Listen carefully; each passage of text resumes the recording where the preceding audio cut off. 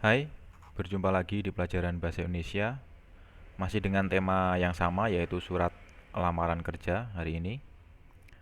Tentunya dengan subtema yang berbeda. Jadi, walaupun temanya sama, subtemanya yang akan kita bahas adalah subtema yang berbeda. Nah, sebelum mulai pelajaran, seperti biasa, silahkan absen di kolom komentar dengan menuliskan nama, kemudian diikuti kata hadir. Diingatkan juga untuk selalu like dan subscribe video ini bagi yang belum subscribe, supaya kalau ada hal baru dari channel ini kalian tidak ketinggalan. Ya, langsung saja kita mulai pelajaran supaya tidak terlalu lama durasinya.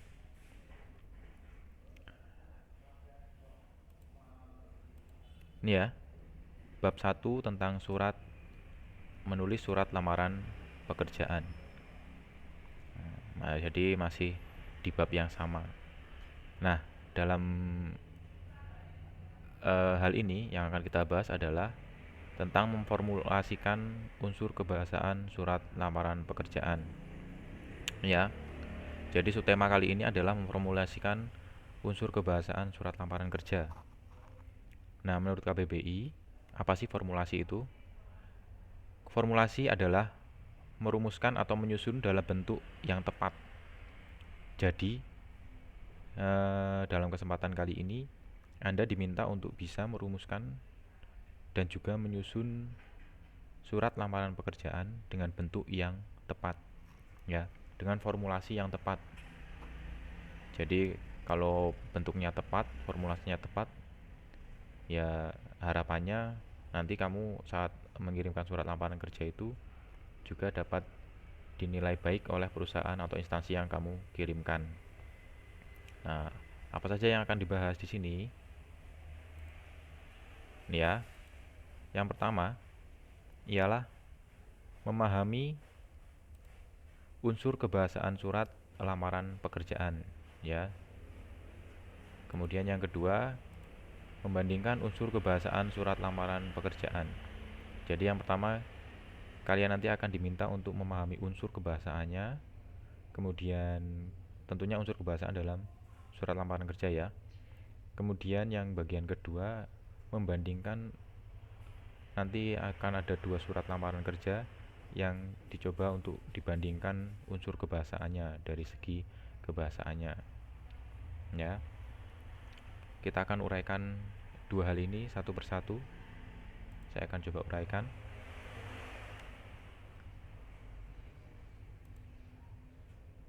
Ini ya, bagian pertama yaitu memahami unsur kebahasaan surat lamaran pekerjaan. Nah, yang harus diperhatikan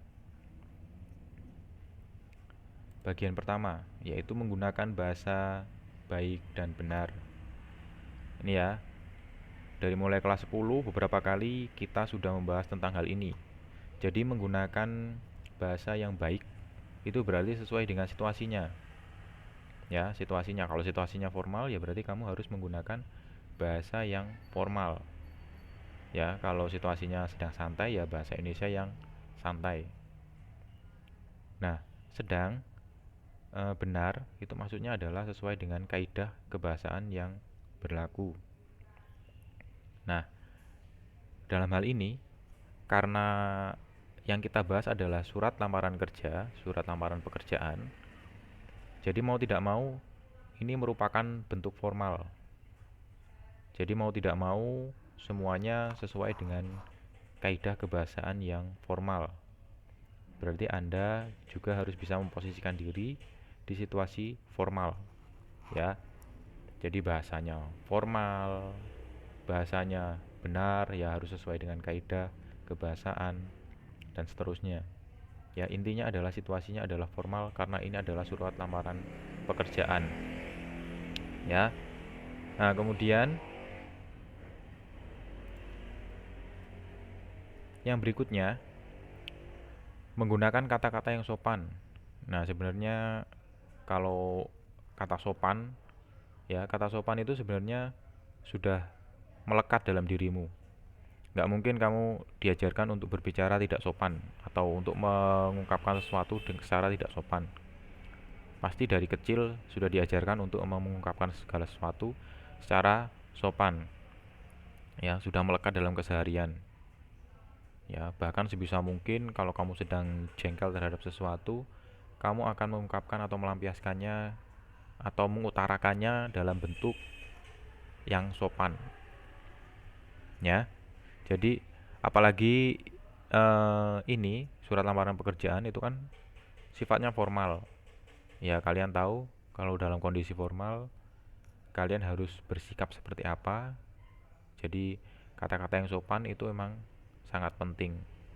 Jadi biasakanlah dari sekarang untuk berkata-kata yang sopan supaya saat kalian nanti membuat surat lamaran pekerjaan atau saat kalian nanti berada di dunia kerja, kalian sudah terbiasa, ya, kalian sudah tidak lagi menggunakan kata-kata yang nyeleneh, ya, kata-kata yang sopan dalam keseharian kerja kalian nanti, ya, karena di tempat kerja juga nanti kalian tidak tahu karakter tiap orang, pasti akan berbeda-beda, ya.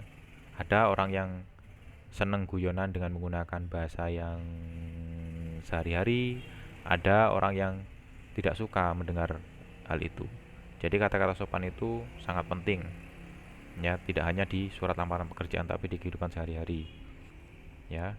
Jadi formal dan non formal pun sama. Nah, berikutnya kata pengantar dalam surat lamaran pekerjaan itu singkat, padat, jelas, informatif, dan tepat sasaran. Ya, ini yang perlu diperhatikan. Nah, kenapa hal ini harus dilakukan? Yang pertama, supaya apa yang kamu sampaikan dalam surat lamaran kerja itu jelas, ya. Yang disampaikan jelas. Jadi tidak bertele-tele, ya. Tidak, kalau dalam bahasa Jawa itu tidak ngalor ngidul, etan kulon, ya. Jadi jelas arahnya kemana, ya langsung, ya, tidak harus berputar-putar. Kemudian yang kedua, supaya hal ini harus dilakukan supaya tidak mengandung curahan hati, ya.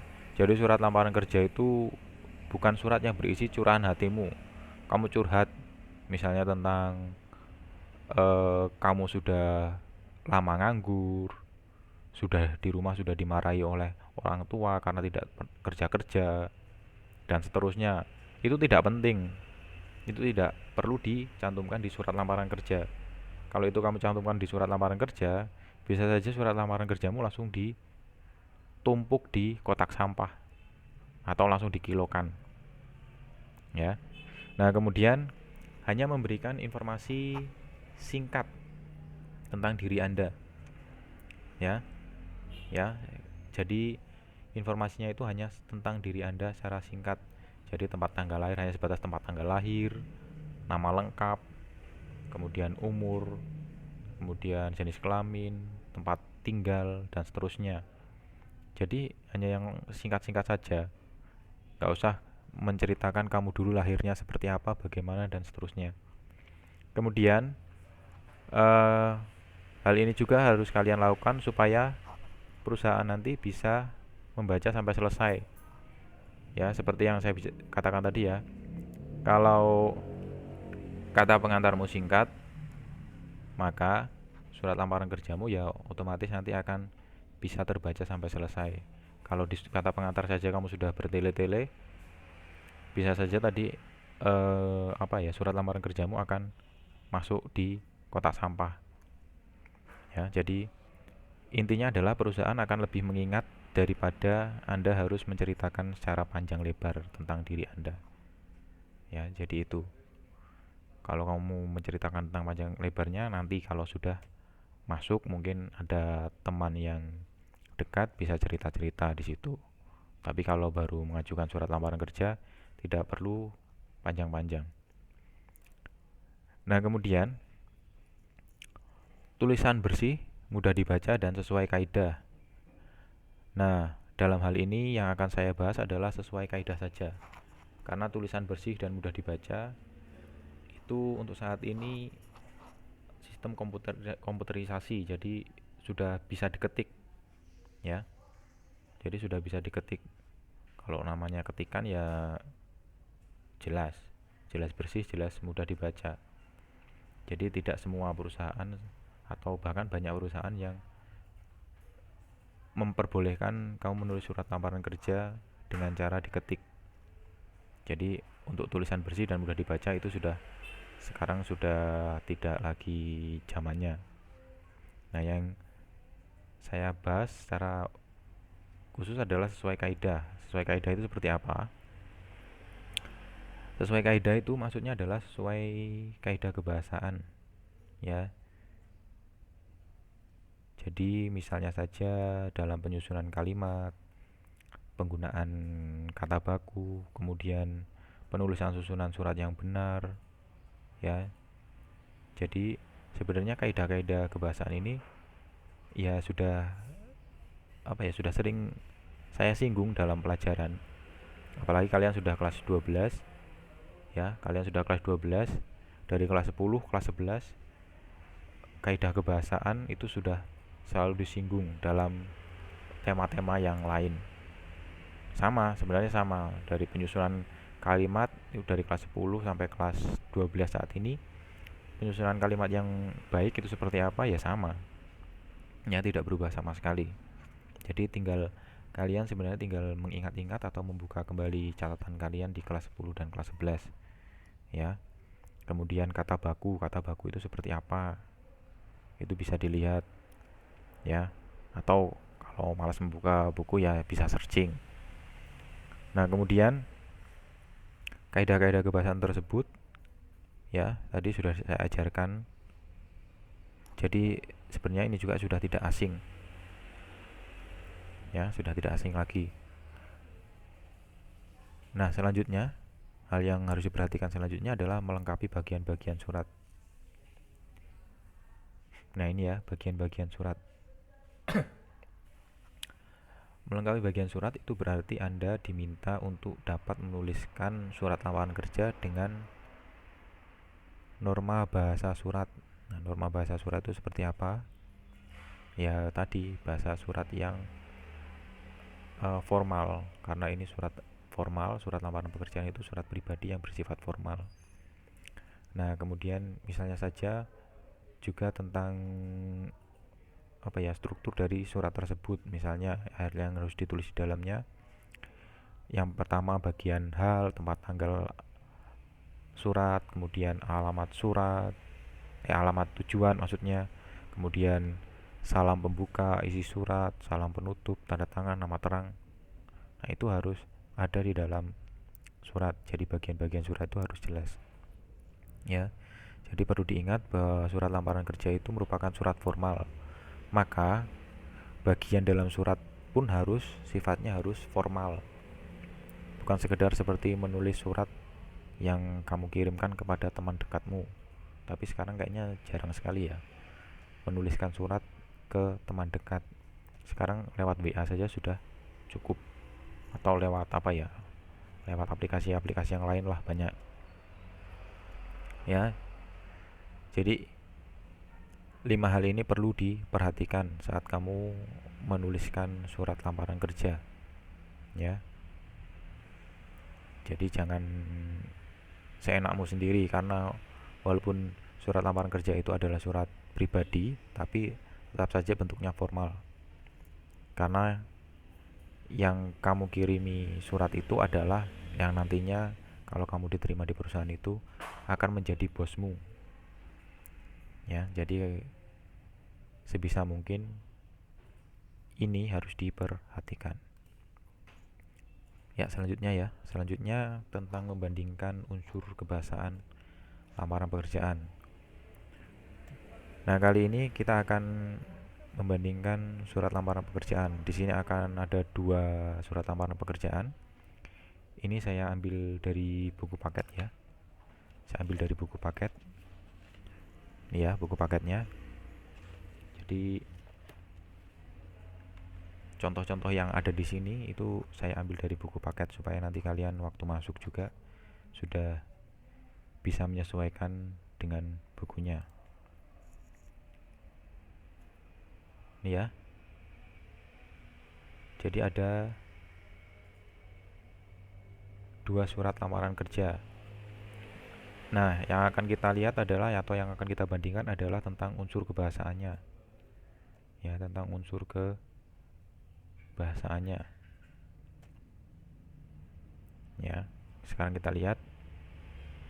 Ya, kita lihat dulu kira-kira apa yang berbeda. Kalau dilihat dari unsur kebahasaannya. Ya, unsur kebahasaan berarti mengacu dari 5 hal yang saya jelaskan tadi sebelumnya.